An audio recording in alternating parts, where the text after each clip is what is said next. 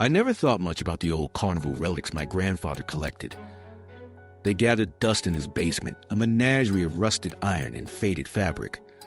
One day, while rummaging through the clutter, I stumbled upon a clown doll, its painted smile grotesque against its frayed cheeks. Instinctively, I felt a shiver race down my spine.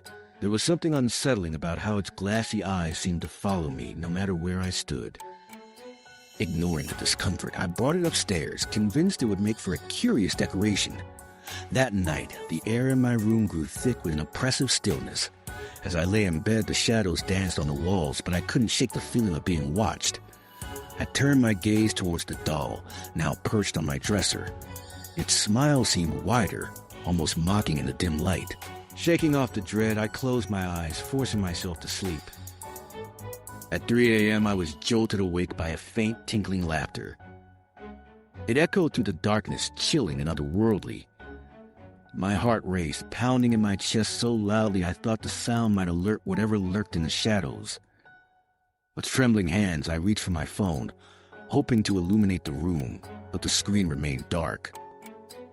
That's when I noticed the doll had moved. It now sat on the edge of the dresser, its head tilted as if gazing directly at me.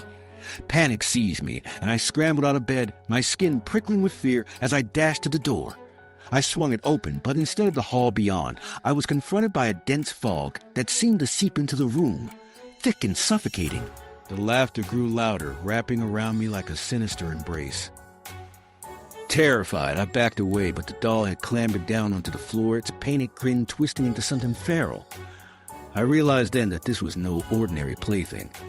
As the fog thickened, swallowing all light, I could feel its icy breath on my neck. What I didn't know then was that my grandfather had bought that doll from a forgotten carnival, a sadistic, twisted fairground where joy was laced with envy and despair. What was once a quaint relic of nostalgia had awakened something unimaginable, and it craved an audience. Desperation clawed at me as I fought to escape, knowing that the laughter wasn't merely a sound.